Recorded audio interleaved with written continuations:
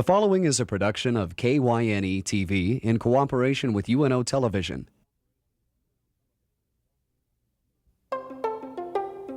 Consider This with Carol Schrader, a news and informational program recorded on the campus of the University of Nebraska at Omaha. Here is your host, Carol Schrader. Hello and welcome to the Milo Bale Student Center at the University of Nebraska at Omaha. Consider this, there is no labor shortage in Nebraska. It's a myth. We hear about the labor shortage. We don't have enough people to move jobs. Companies won't move in. Companies are moving out. We're going to talk about that today. With me is Dr. Ernie Goss. He holds the chair of the McAllister Chair of Regional Economics at Creighton University. Jim Kozel is manager of the Job Service in Omaha, and I'd assume he knows a little something about labor, especially in our fair city. Vicki Kriesik is Vice President of Communications for the Greater Omaha Chamber of Commerce. I want to welcome you all here. Thank you. Thank you. Governor just had a big hubbub last week in Lincoln to address the issue of jobs and specifically the job shortage, which we've been hearing so much about. Every time I read your 9-state regional economic survey that comes out about every month, is it? That's right, once a month. I see that mentioned in there somewhere. Well, let's start out with you, Ernie. Labor shortage. Right. Do we really, what does that mean? Does that mean high-end jobs as we hear high-tech? Does it mean everything? The telemarketers are screaming for workers. I mean, what does that mean? Well, in our survey, we survey purchasing managers in a 9-state region, which includes Nebraska.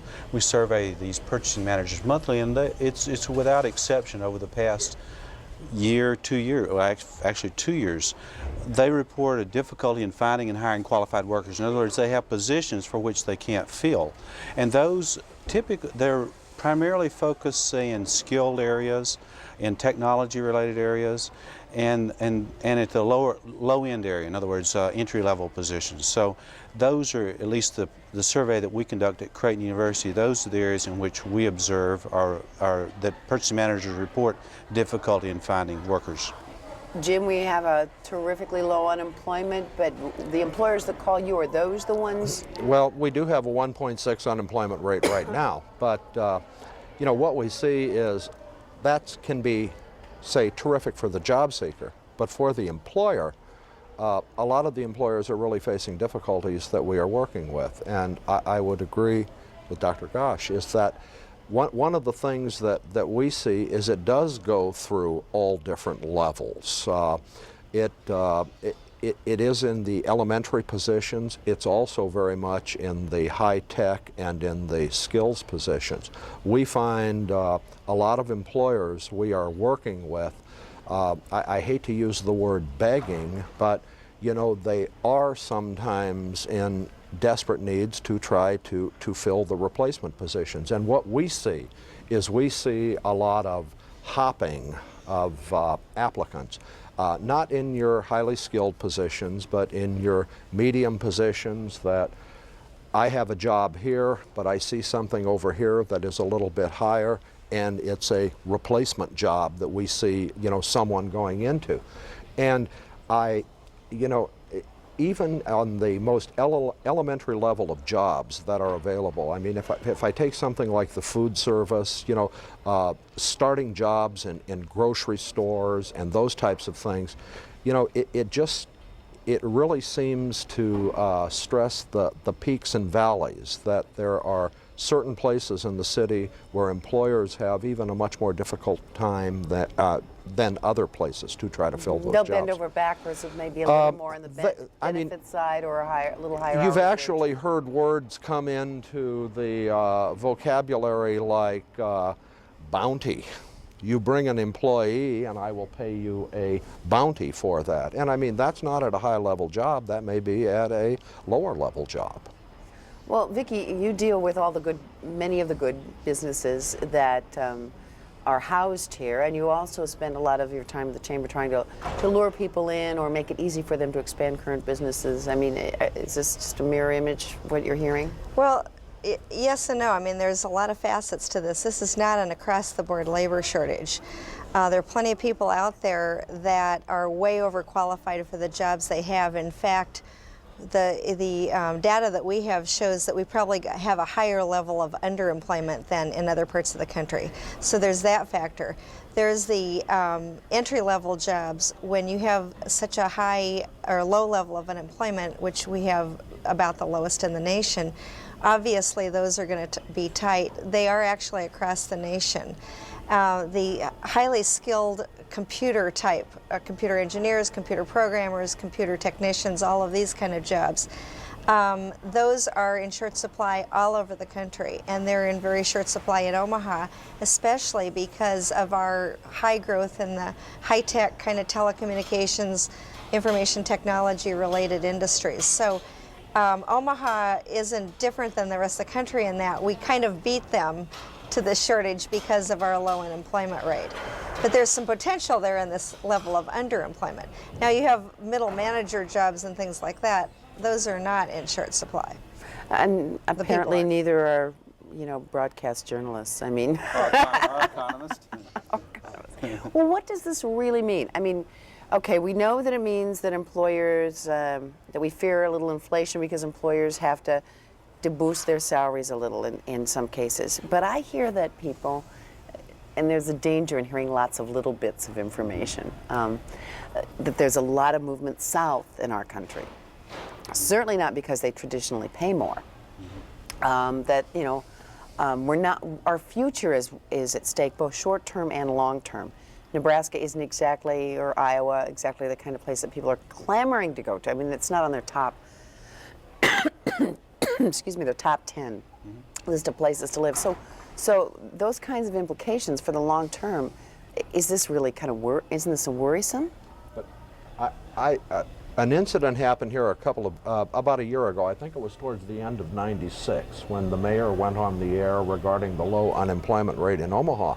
And you know, one of the things that was not really remarkable to me, but I know the Chamber of Commerce, the City of Omaha, and Nebraska Job Service, we had thousands of calls from people all over the country who wanted or who were really considering coming here. Well, I think that was it NBC News, Vicki? Or it was. And I mean, it was a deluge for So what happened? a long period of time. Some of those people did end up coming here. I mean, we know some who, one of the things a lot of them were doing was when they would call in with cooperation with the chamber, we were having them register with us, and then we were trying to match them to jobs that we had available. I know the chamber was taking their resumes to employers here in this area, and there were people who were hired in that. But you know, the thing that I found remarkable was that it was a lot of the high-tech, highly skilled, computer-related type of positions, but it was also people calling who were in jobs that paid $7.50, $8 an hour, but what they were considering is coming to Omaha for the quality of life, the type of schools, the place to be able to raise a family, and that was a big factor in this. And even though it's been, 16 months since that happened, we are still occasionally getting a resume coming into our office that is mentioning, you know, that what they heard on NBC. So I don't know, you know, the migration that you were talking about heading south, there are people who really do consider coming to Nebraska because of the whole total picture here. Well, and I'm sure that greater minds than mine are putting together strategies, but from an economics point of view first, what is the key? You know, if you could turn one key, what would that be? Tomorrow, obviously, get a lot of high-tech people in to fill those jobs, but I mean, you can't just do that. So what would you do within reason? Well, I think the governor's task force or other groups that are attempting to keep people, are at least to provide incentives for staying in Nebraska. In other words, Nebraska's typically suffered from a lot of out-migration in addition to low in-migration. So there's a limit to what you can do in terms of the in-migration. In other words, make people aware nationwide about what we offer in Nebraska. Okay, but how do you keep us down on the farm? Right. Well, there are programs such as providing tuition credits, tuition monies to individuals who go to school in Nebraska and then that remain in Nebraska and take jobs in Nebraska. That's part of the some of the recommendations that are coming forth from various task force. So there are factors, there are things that can be done, and the goal is to reduce out-migration and encourage in-migration, and we can be effective, but those are long-term solutions to a long-term problem. And the long-term problem is we need to grow. By that I mean, just because we have a low unemployment rate, that's only one signal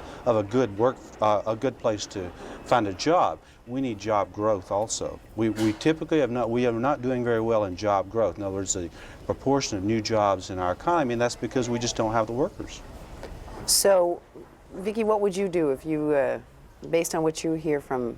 Well, we have a lot of these solutions are long term. If you look at where our low and our job worker shortages are, they're primarily obviously the entry level, but that's everywhere. But they're very much in the skilled trades. That is not everywhere. But we're very short on people in the skilled trades in Omaha, and we're very short on the high-tech workers that I mentioned. Long term, we haven't done a good job as a society because we probably didn't know it. That industry grew so fast. We didn't realize to direct people, kids in high school, into math and science, or that had interests in it, that there are good jobs that are on the other end for people that are interested in these things, and same within college. Now, all 6 of the colleges in the Omaha area have very much geared up, and they're offering wonderful programs that are very much tailored to the jobs here in Omaha. The Creighton Institute, for instance, is basically retraining people who have other college degrees but who have an aptitude for this and who want to invest in themselves. And they have some nice compact programs, 6 months. Exactly. They can do it in 15 months or 6 months or something. They come at night. I think it's located out at Regency Shopping Center. And they're filling up those classes with just the spouses and children of the people that first went through, because it's a very good program, and there's a job with an increased wage level at the other end. The same, the word has to get down to the high schools, to parents to talk when they're talking to their children too. And the other schools are doing things. Obviously, the UNO FDR, Institute of Information Science Technology. But it's going to be a wonderful program that is has the commitment of the business community to make it one of the top 5 in the nation. They have recruited already scholars from all over the nation, the Scott Scholars that are coming to UNO. There was, I think, 218 kids in the first classes last semester, and the buildings aren't built yet, but the programs are starting. They're broadcasting that by interactive television to Scottsbluff and I think Norfolk. So you've got all this potential to train and educate people in the best education in the nation through this institute, and that's really gearing up. I mean, obviously that's not going to solve the problem. No, and even our community colleges are trying to fill in the gap on some of the lower end stuff. But all right, let's talk about, so we've got to wait for a while for that payoff, but basically I understand every seat is full. Well, you've got the year 2000 problem, which is of course coming up. And that was part of some of the Creighton's programs. Right. So the demand is going to only increase. So it's a problem, at least for the foreseeable future, that we have to address. And I see lots of steps being taken by lots of different individuals and agencies and schools and organizations, and moving in that direction, but it's still a problem. Let's talk about, okay, we'll all agree that the high-tech jobs, the computer interface jobs are out there. We need people for them, but let's move to some other areas. Let's talk about the entry-level positions. Let's talk about locations in town and the whole, and I'm sure we're not the only city that has this, where the people aren't necessarily where the jobs are, and the transportation infrastructure and system. And do we need to get creative on some of those things that we do?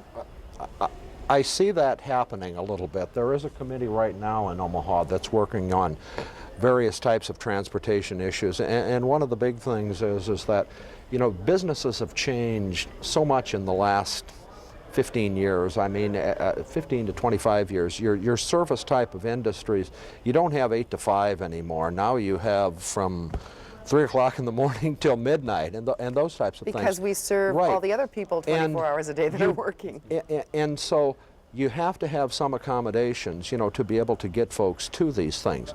And I think what you see is there have been some employers in Omaha who they do try to work out their own transportation difficulties that their workers may have in getting them there. But it needs to be more of an organized effort as the city is sort of mushrooming and moving out in different directions. If an Oriental Trading can bus people in to work, it might be cost effective if they can get large numbers, but it may not be cost effective to the smaller type of employer, where what they have to do is they may have to partner among themselves to be able to, do that type of thing. I mean, you may have to find something where 10, 15, 20 employers work together in trying to get people there. You see a lot of employers, or we find when we're talking to them and taking job orders, that a lot of the traditional things are hired. For entry-level people who work part-time jobs, you work with the high school that's there in your immediate area. I mean, you do things within an area where the people can get to, and that's not always right to do something like that. But employers they're considering everything now. It's becoming, I think, a real issue where there's starting to be more thought given to it. I know of a meat processing company that was out in West Omaha, and I mean, they realized that most of their applicants were coming from a different area of the city. North and South So Omaha. what they did is they set up buses, to be able to get them there, and that did solve their problem. Do we have the vehicle, excuse the pun, of an integrated system that can just offer those either resources or networking so that resources can combine? Do we have that yet in the city, or is it, I suppose it's in an infant stage? Well, one point about your question, we talk about the low unemployment rate of 1.6%. That's across the city. Within certain demographic groups, within certain parts of the city, of course, it's much higher. And I think in some of those cases, it's not necessarily, it's more what economists call general skills that are necessary, not the specific skills, and it's also transportation and some of the more basic things that we think about contributing toward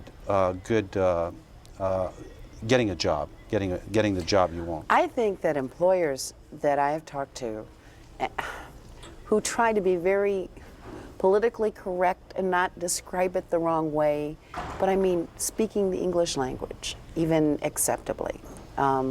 Hygiene. And I don't want to mix these things up so that there's a misunderstanding, but we recently put a lot into welfare reform, which this country generally agreed was a good thing. I mean, I think pretty much across the board. And we seem to be doing that, at least the Medicaid and welfare rolls are reflecting that.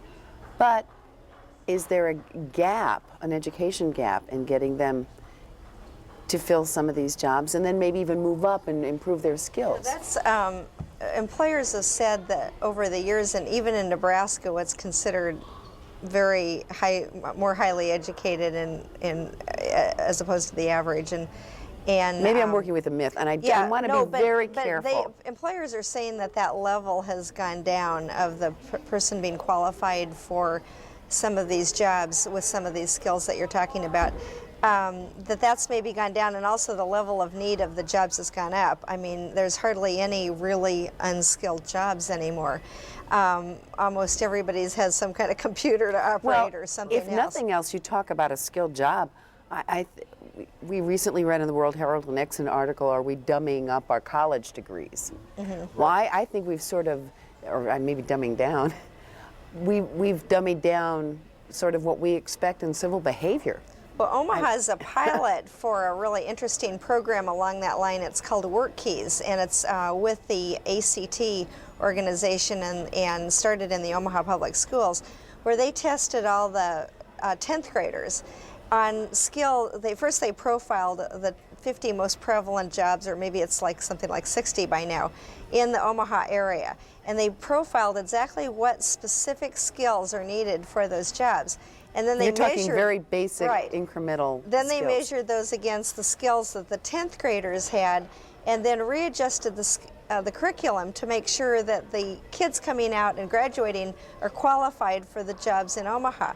And it's really interesting because schools would teach maybe reading for literature, but which is maybe different than reading for directions and some other things. So, so they've made some adjustments, and now the kids are starting to graduate with those, and they're getting certificates, I believe, that say that they're qualified for these, and that's really important. Employers are looking at that in hiring those kind of high school graduates.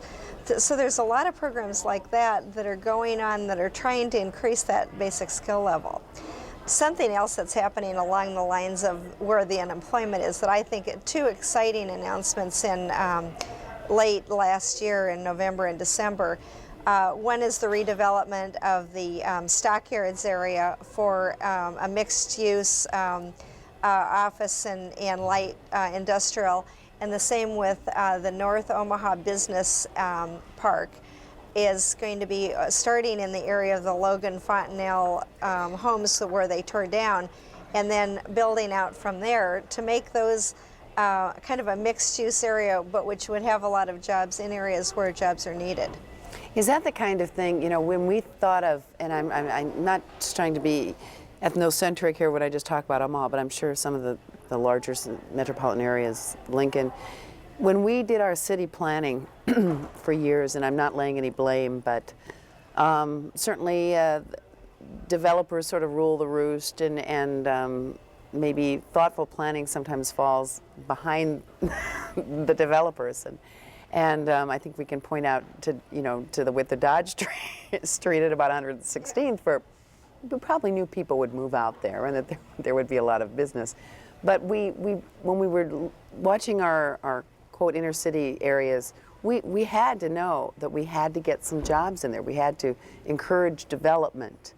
Did we not do a good job of that, or did we not really know how to do it, knowing that we had to do it? That every time, I don't think that the incentive, the necessity was there, is a lot of it. I think a lot of development occurred where it was easier, and as now things are changing, employers need workers, and they need them to have certain skill levels, so all of a sudden you're seeing a huge, much bigger than ever before, interest on the part of businesses in education, in moving jobs into places where there are workers. There's a lot of interesting good things that come out for a community in this, quote, job problem that we've got. And one is that people are hiring all kinds of workers that weren't considered terribly employable before. People with disabilities of one type or another.